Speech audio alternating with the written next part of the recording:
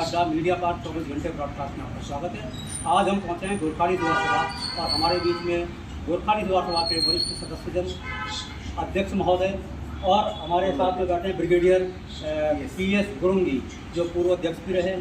आइए जानते हैं कि रजत जयंती के अवसर पर उत्तराखंड में क्या हासिल किया उत्तराखंड के लोगों ने और क्या उनका अनुभव रहा इन 25 वर्षों में।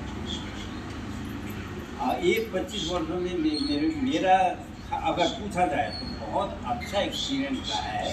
मैं कई साल पहले मैं कांग्रेस कर रहा था, उस समय मुझे राज्य मंत्री का भी दर्जा मिला है और उसके बाद मैं निरंतर बीजेपी के साथ रहा हूँ। और इस गवर्नमेंट ने यहाँ पे हमारे लिए काफ़ी कुछ किया है फिजिकल, परंतु हमारे समुदाय के लिए हमारी ढेर सारी मांगे हैं, वो किसी न किसी बहाने वो उसको ठुकराते ही हैं। जैसे कि कई ऐसी जगह हैं जहाँ हम लोग नेपाल से हैं, आए हैं और आप पूरा रहना सहना अभी हमारे पास इंडिया का ही है, भारतीय हो गए हैं।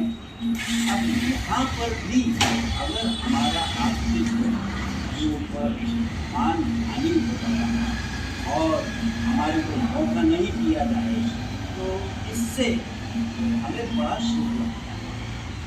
ये 25 वर्ष कैसा रहा, जैसे कितनी तरक्की प्रदेश ने की है, देहरादून से कितना विकास हुआ है और विकास पेड़ का कटान कर रहे हैं, ये देख करके हमें बड़ा दुख लगता है। और इसके अलावा यहाँ पे अभी हमने जो देखा है कि जब से उत्तराखंड बना है, इसमें क्या हुआ है कि लोग बेतरतीब घर बना रहे हैं और जंगल का कटान हो रहा है, खेती बाड़ी ख़त्म कर रहे हैं, रास्ता बिल्कुल ख़त्म हो रहा है। इससे यहाँ पे नदी नाले बिल्कुल ही सूख गए हैं और दूरी जहाँ से भी आ रहे हैं वहाँ पे काफ़ी क्षति पहुँचा रहे हैं और हानिकारक बन रहा है। ब्रिगेडियर साहब, गोरखा समुदाय के लिए अब तक 25 साल में 10 वर्ष कांग्रेस की सरकार रही और बाकी भारतीय जनता पार्टी की सरकार रही। यहाँ पर क्षेत्रीय दलों को कोई भी यहाँ पर समर्थन आम लोगों से नहीं मिल पाया। तो ऐसी स्थिति में क्या आपका अनुभव है, कितना विकास इन 25 सालों में गोरखा समुदाय के लिए? ऐसा है कि उत्तराखंड में हम लोग 80% गोरखा समुदाय बहुत से, तो बहुत वैसे भी सेल्फ इंडिपेंडेंट है, उन लोग पेंशन और उनके देखभाल हो जाता है।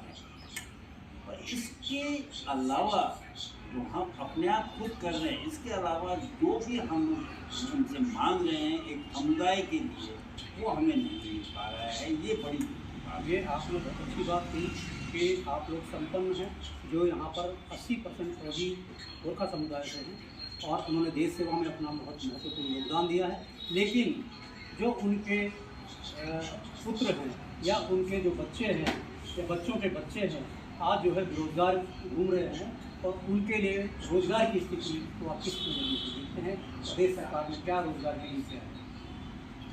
देखिए, रोजगार संबंधित होता है एजुकेशन से, और हम गोरखों का पहले से ही एक ऐसा था कि मैं हूँ तो मेरा बेटा फौज में जाएगा, ये धारणा शुरू से रही है और हम लोग फौज में ही जाते हैं।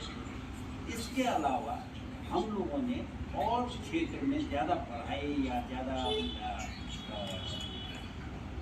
उन्नति नहीं कर पाए और इस कारण हम लोगों ने कई चीज़ों का मांग किया है। जैसे गोरखा म्यूजियम का कॉलेज है हमारा, 100 साल हो गया है और इतिहास हमारा वहीं से शुरू होता है।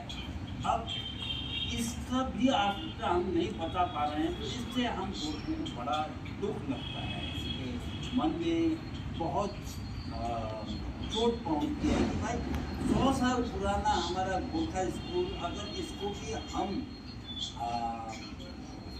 इसको भी हम अगर नहीं नीति को आगे बढ़ा पा रहे हैं और इसमें सरकार की तरफ से कोई हमें मदद नहीं मिल रहा है, तो इससे बड़ी और दुखी की बात क्या हो सकती है? क्योंकि ये हमारा अंदर से ही दुख देने वाला था। ब्रिगेडियर साहब, 25 वर्षों पर आप जनता के लिए क्या संदेश देना चाहेंगे कि भाई जो है रजत जयंती हम जो है जवानी के बीच को भी अपार करने जा रहे हैं, तो कैसा यहाँ के लोगों के लिए क्या संदेश है?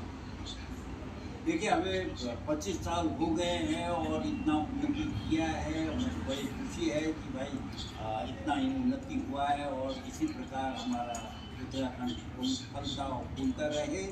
और मैं अपने खासकर अपने दोस्तों के लिए यही कह सकता हूँ कि आप लोग मेहनत करिए।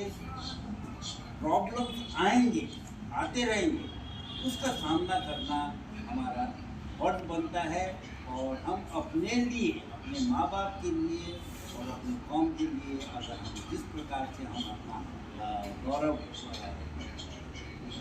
का काम करते रहे हैं, शौर्य का काम करते रहे हैं, इसी प्रकार हम आपसे भी यही विनती करते हैं कि आगे भी ऐसे करते रहें।